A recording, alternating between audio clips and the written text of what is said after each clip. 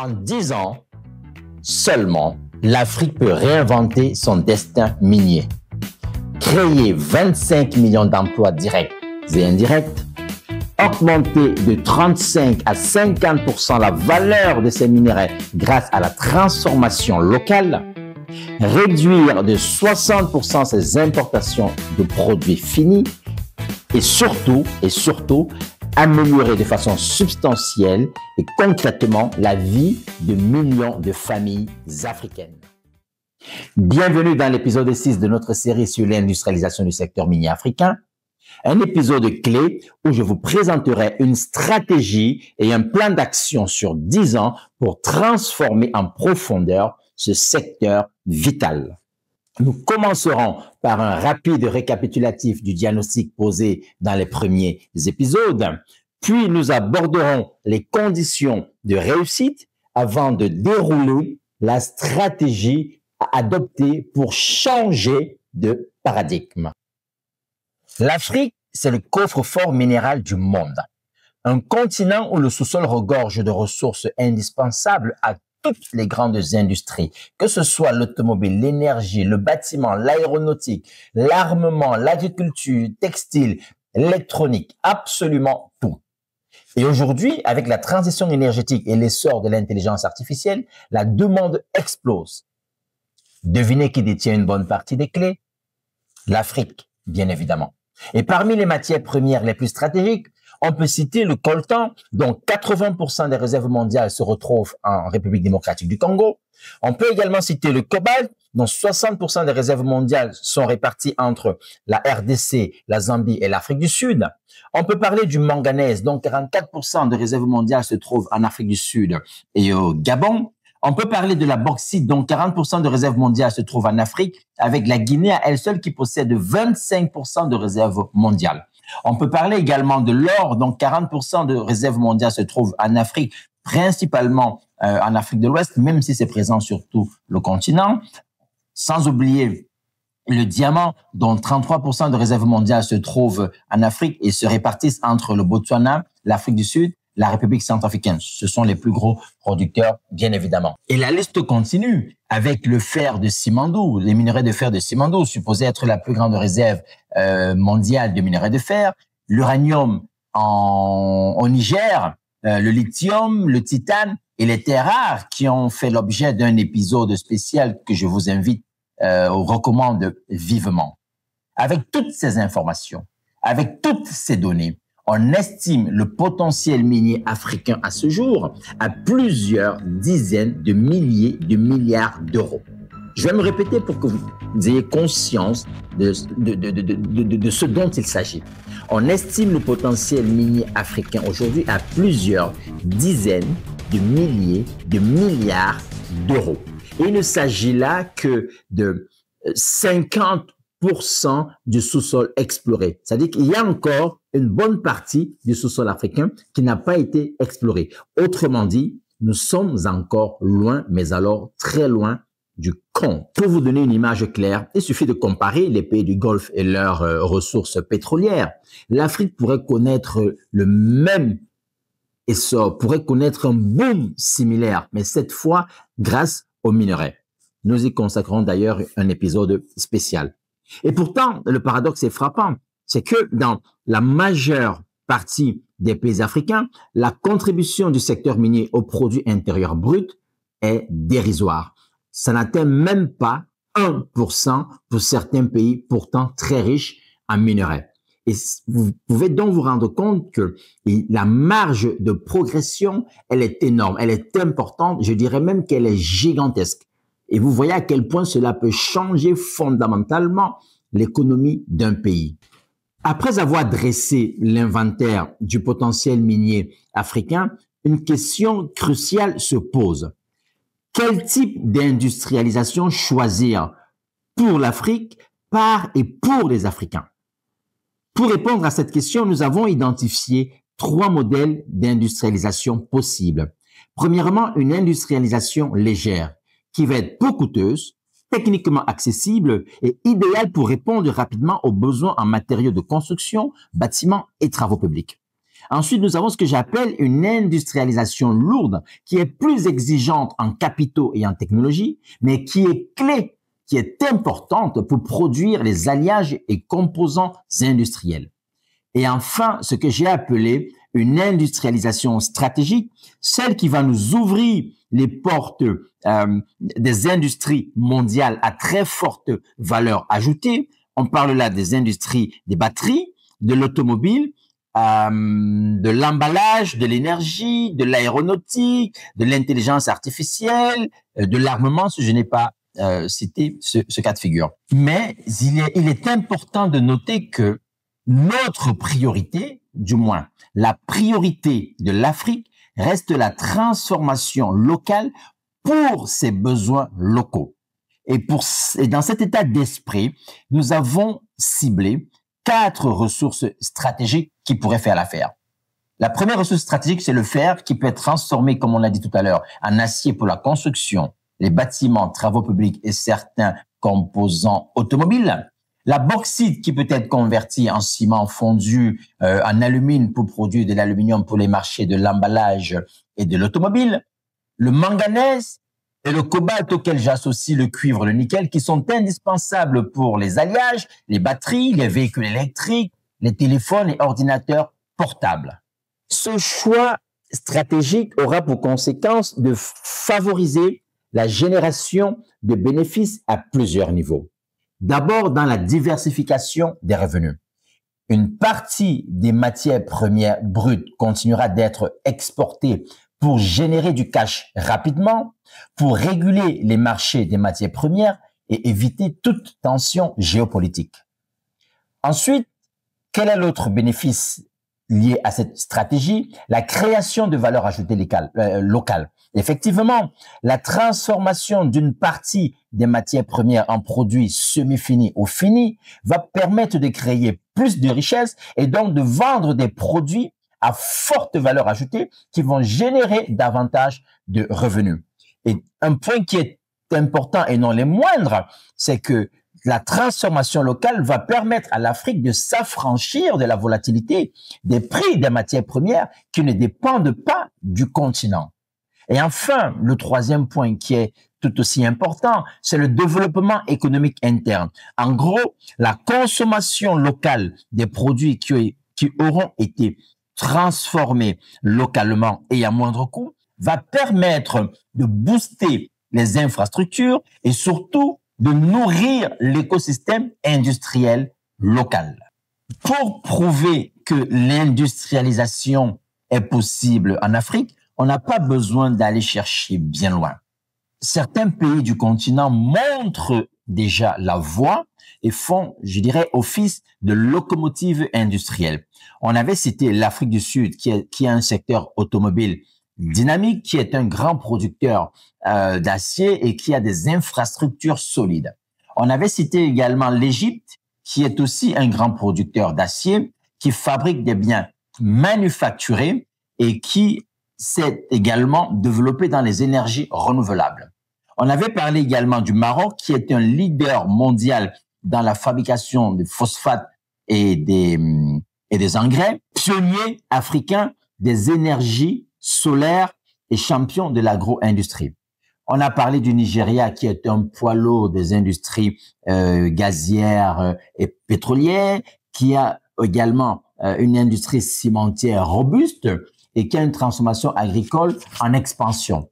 Ces exemples montrent bien que le potentiel est réel et que la transformation locale est faisable.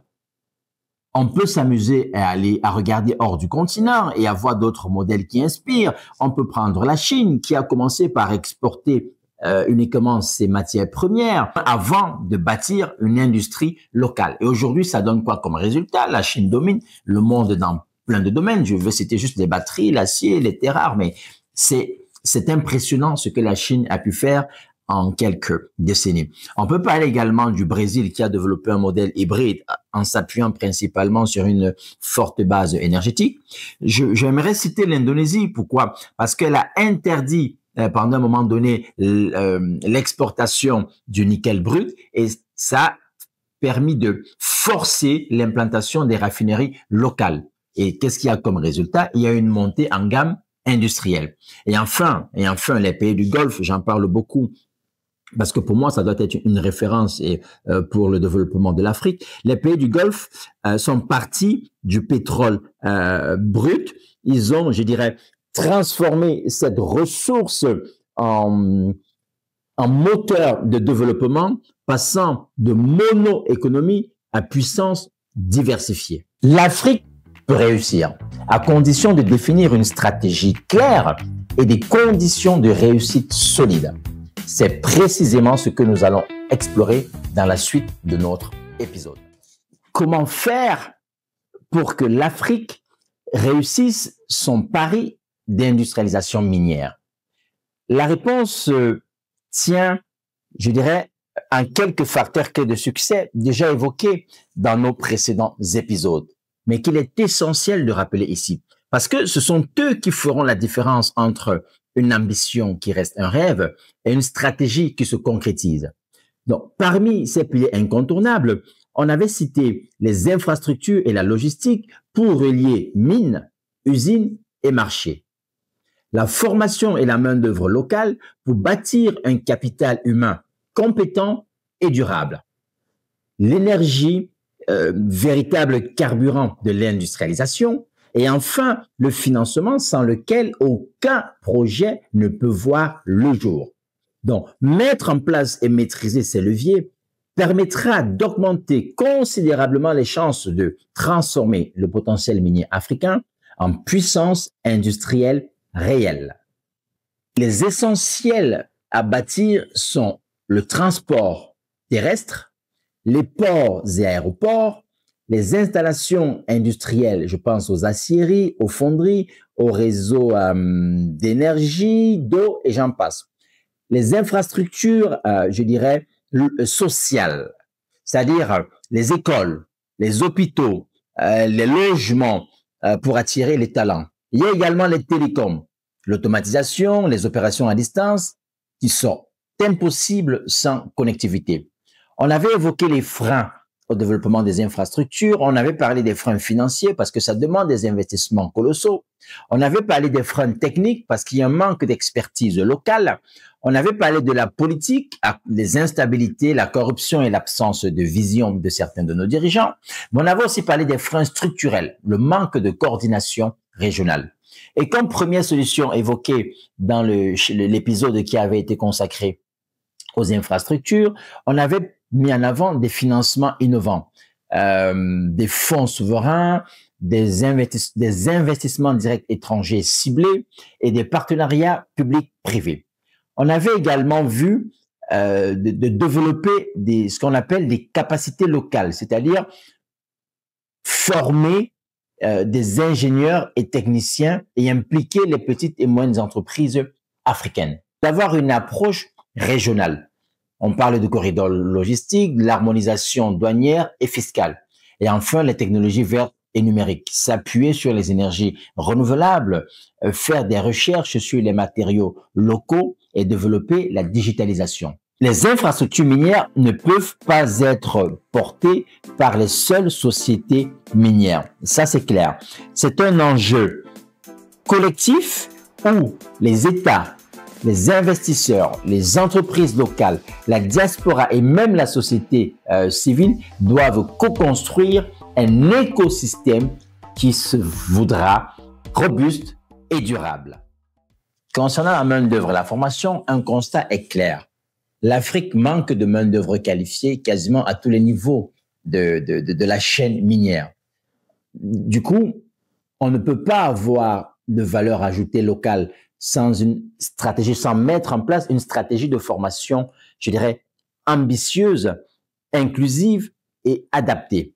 Les métiers sont multiples et c'est une mine d'opportunités. On a des métiers dans la technique, les géologues, les mineurs, les métallurgistes, les techniciens de maintenance, et j'en passe. On a même dans la transformation les ingénieurs de procédés, les opérateurs de lignes, les spécialistes du recyclage, pour ne citer que cela. On a également des métiers d'opportunité dans l'innovation et le support, les chercheurs, les juristes miniers, les experts RSE, les ingénieurs énergie, l'intelligence artificielle. Dans les métiers transversaux, comme les ressources humaines, les commerciaux, les chefs de projet, il s'agit là d'un potentiel de près de 25 millions d'emplois en 10 ans. C'est énorme, c'est énorme. Et pour être capable de répondre à la demande en main-d'œuvre, nous avons défini 5 piliers d'une stratégie de formation. Le premier pilier, le premier point, c'est quoi? C'est aligner formation et besoins industriels. Ça veut dire quoi? Ça veut dire qu'il faut faire des modules courts, pratiques, en lien direct avec les entreprises minières. Le deuxième point, c'est s'inspirer des réussites africaines. Il y en a. Le modèle, par exemple, OCP, Office des chérifiens de phosphate au Maroc, est un excellent exemple. En Afrique du Sud également, on peut s'inspirer. Le Sénégal, l'Égypte. Le troisième point, c'est créer des partenariats stratégiques avec des entreprises locales, avec des multinationales, avec des écoles locales et internationales. Le quatrième point, j'insiste beaucoup là-dessus, c'est qu'il faut qu'on apprenne à former autrement. Des formations en alternance, des stages de terrain, des formations par projet. Et il faut mobiliser la diaspora pour qu'elle apporte son expertise dans ce domaine. Et enfin, le dernier point, c'est investir dans la recherche et l'innovation. On doit créer des centres de recherche et développement africains. On doit avoir, l'Afrique doit avoir sa propre intelligence artificielle, sa robotique minière, des plateformes digitales, comme celle du Cameroun qui s'appelle le CADIT.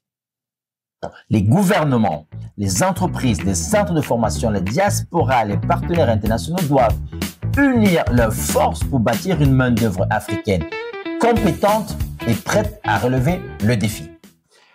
L'énergie est la colonne vertébrale de l'industrialisation minière africaine. Mines et énergie, de mon point de vue, sont indissociables. Pourquoi? Parce que sans énergie fiable, pas de transformation, et c'est pas de transformation, pas d'industrialisation. Il y a eu beaucoup de progrès dans le domaine énergétique en Afrique, il faut le saluer, mais on est encore loin d'une base solide pour une industrialisation globale. Pourquoi? Parce qu'il y a des freins majeurs. Par exemple, nous n'avons pas de stratégie, du moins l'Afrique n'a pas de stratégie énergétique intégrée. Il y a une absence de planification à long terme. Les réseaux électricité sont obsolètes ou sous-dimensionnés. Le coût de l'électricité en Afrique est 2 à 4 fois plus élevé qu'ailleurs. Et enfin, on parle d'une corruption et d'une instabilité politique qui bloque ou qui peut bloquer les investissements. C'est pour ça que j'ai dit dans cet épisode-là que nous devons penser l'énergie comme un levier de transformation industrielle. Les solutions que nous avons proposées sont un mix énergétique africain.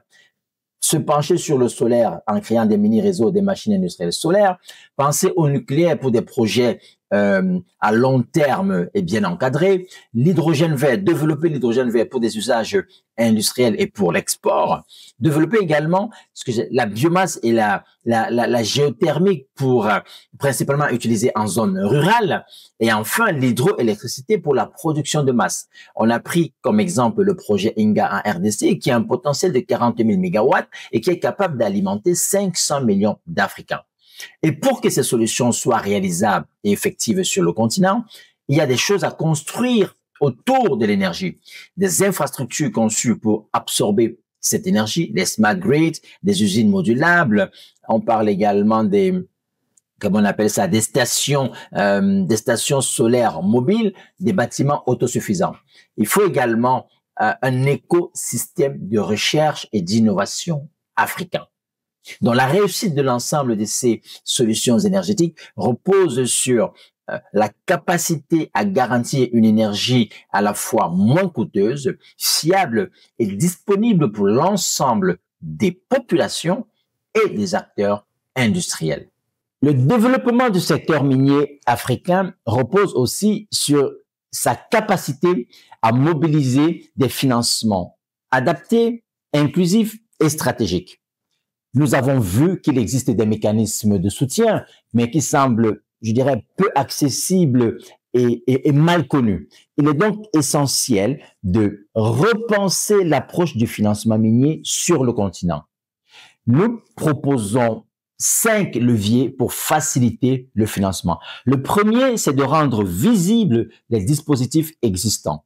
Une information claire et centralisée est la première étape. On peut parler de créer des portails numériques dédiés au financement des miniers, des campagnes de sensibilisation, la présence accrue des États dans les salons et conférences internationales.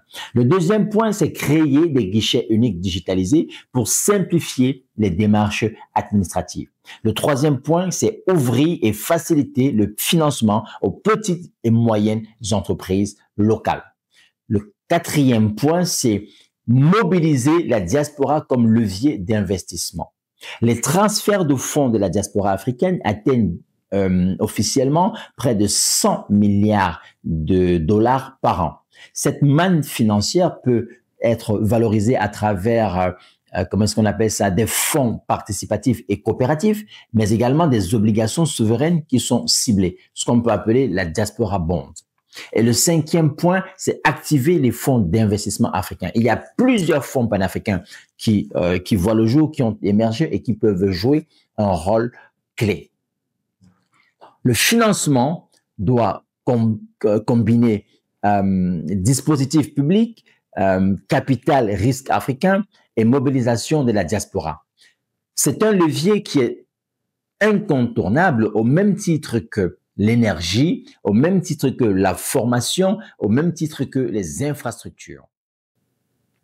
Vous comprenez au bout de la présentation de ces différents facteurs clés que la réussite de l'industrialisation du secteur minier dépendra de la qualité des infrastructures, de la coordination régionale et de la capacité des acteurs à penser ensemble au service d'une transformation qui se veut pérenne et durable.